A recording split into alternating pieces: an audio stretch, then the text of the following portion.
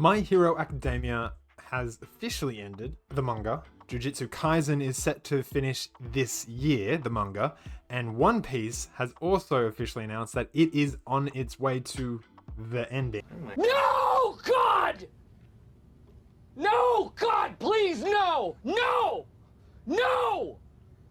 No! Which for One Piece probably means that we have like half a decade left, so chill, no worries there. But what I wanted to talk about is the big three, which is a reference to Naruto, Bleach, and One Piece, because those three, when they were in the Jump magazine, are at the same time. So when we say what are the big three, we are referencing the manga to these three anime. So it's not even a reference to the anime, it's a reference to the manga being in Jump magazine at the same time. So that's why we don't say that the big three is Dragon Ball Z or Pokemon, which everyone almost instantly forgets is actually an anime, and Full Metal Alchemist Brotherhood, because those three anime were also all out at roughly the same time. Like, they're all in the same generation of anime and manga as each other.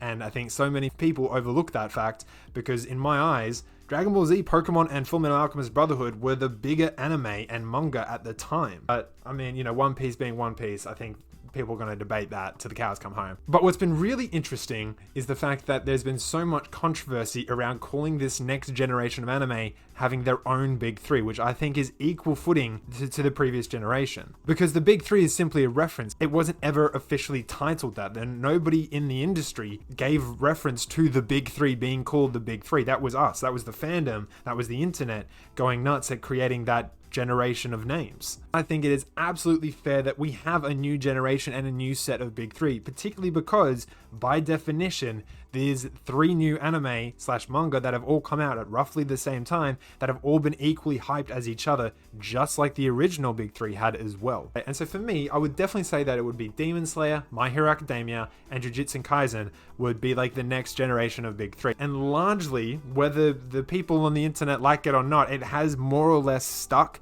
that these are the next big three of the next generation of anime. And I can see it. I know what you're doing. You're commenting Attack on Titan, and I'm telling you right now, it is not officially from Jump. So in reference, in honor and spirit of how the original big three was mentioned, just like how Full Metal Alchemist Brotherhood was not mentioned as one of the big three, or Dragon Ball Z was not mentioned as one of the big three, neither will I say that Attack on Titan officially deserves the title of being one of the big three. That being said, it is of course a masterpiece. It is of course one of the best, if not the best anime that has come out. I'm going to say Full Metal Alchemist Brotherhood is still better than Attack on Titan, but I'm going to give you the argument that Attack on Titan is one of, if not the best anime and manga out there by far. It absolutely deserves every bit of praise it's getting. I'm not dismissing that. I'm just saying in honor to how the original big three were, let's keep that spirit and that tradition alive for the next generation of big three. That's all I'm saying. But now we're at this point where 2 out of the 3 are on their way to being finished and wrapped up, which means that we've got to start looking towards the future as to what's going to come next. What is the next possible big 3 when it comes to manga and anime adaptations? And I definitely think I've got my pick for what I would think is going to be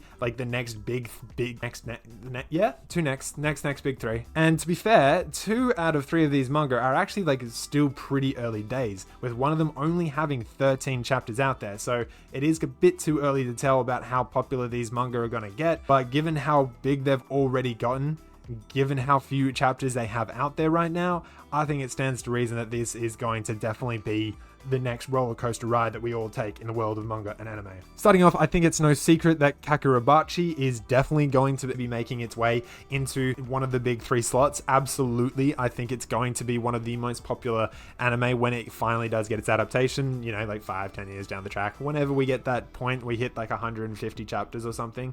It seems to be around that mark that we start getting more adaptations from our manga into anime form, which makes sense because you need that much material out there so that you can stay 1 or 2 seasons ahead of the season. It's a story about a young man who goes on a vengeful killing spree against an organized crime family after the death of his father, who was also a blacksmith and created 7 magical swords of unyielding power. And essentially these swords were also stolen by that same crime family, and so now they're scattered across all of Japan, and now it is up to Chihiro to find and reclaim these swords. The level of hype it got just after its first chapter debut, like you could instantly tell and feel that this was going to be a smash hit. It is such a good manga. It just balances the many tones it plays with so well. It has such beautiful moments of genuine remorse and sadness and heartbreak, but then it also has tons of action. It is 100% guaranteed that it's going to get an anime adaptation, I promise you. There's just not enough material out there right now, and we need to wait until that's done. I think where the manga's up to would probably be where the first season will conclude in the anime. So that's chapter 41, I think it is. So about probably chapter 44 or 45 will have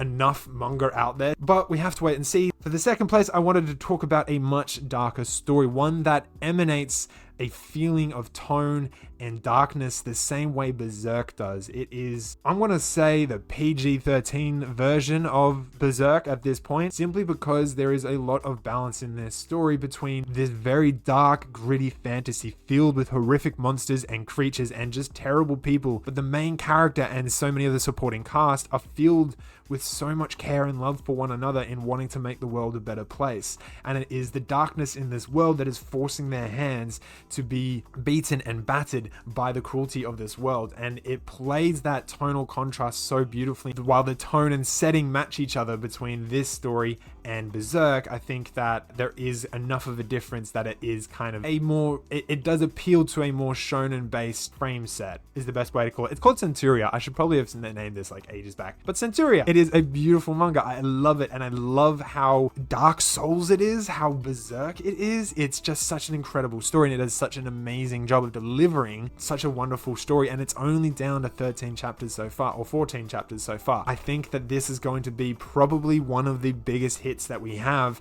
and it is likely to just only get better and better. I'm seriously holding out for what will probably be one of my favorite manga. And then, of course, you have the most obvious one, which I think is absolutely, it's just so much fun. The writer for this next show or manga has just decided that, you know what, I'm just gonna have as much fun combining two elements of geekdom and weebness that have never been connected before in a way like this. It is Dandadan, and it is already got a trailer out, so we are definitely getting an anime for this, because it's already up to like 160 chapters, I think, on the manga, roughly. I could be wrong. And it's doing such an incredible job of just being fun. Because like the way he gets powers is absolutely ridiculous. He loses his genitals because he is being possessed by a ghost that wants his genitals, and because of the fact that he has no genitals, he has all of these super ghost-like powers. What? Went for that, man, and I absolutely love it. It's just so fucking funny. I love it so much. So it's definitely one of my favorite reads so far. It is filled with nudity, but it's not like fan service nudity. At least it doesn't feel like fan service nudity. It's there to make fun of everyone. It's not trying to accommodate any particular group. I don't feel. I think everyone at some point has been stripped down out of all of their clothes for the most ridiculous reasons as well. I'm telling you right now, everyone is going to be talking about Dandadan when it comes out. If they haven't already, it is so goddamn worth it. It is hilarious. Watch it, read it, do everything you can with it, because you are going to love it. I just wanted to make a point to say that these three manga also have something truly unique. They all have such a unique tone with their stories. Dandadan is a very light-hearted, very funny, very kind of spirited manga that wants to just have fun, but does so in a way that still balances out its incredibly well-designed world building. Kagurabachi is one that is very much a action-heavy. It's going to devote a lot more attention and time to its action and the power systems surrounding it. Out of all of these next big three, this is definitely going to be the most shonen-like, but it's not. It's still unique in its own way. It's still got a lot of its own character and flavor to it that really gives it its own feeling and sense of its own purpose and story. And then, of course, you have Centuria, which is going to be dark and grim and to a point, in the sense that you're going to be with the characters when they feel those moments of love, as well as feeling heartbroken and torn when they're being pushed into doing something horrible world around them. It's going to be such a unique flavor. I'm so looking forward to all of it. I can't wait. I will be keeping up to date with all of these as they go along. I am catching up with Dandadan, but the other two I am well and truly up to date with. This is how much fun we're having reading all of these stories at this point in the story. Imagine how much better it's going to get when we get further down the track and everyone's talking about it. Trust me, get on top of it, get on this hype train, start reading, and then become the hype before it starts leaving the station, because you're gonna miss out. But what do you guys think? Do you agree or disagree? Should the big three be left with just the original big three, or are you happy with the idea of it moving forward into new generations, allowing younger people to have their own set of big three? Or do you think it's completely rubbish and whatever, and you don't care and you just want to read whatever's good? In that case, you should still read these three because they're really good. But let me know in the comments below, and as always, treat each other with kindness, because that is the best way to live, and be true to yourselves. All right, peace.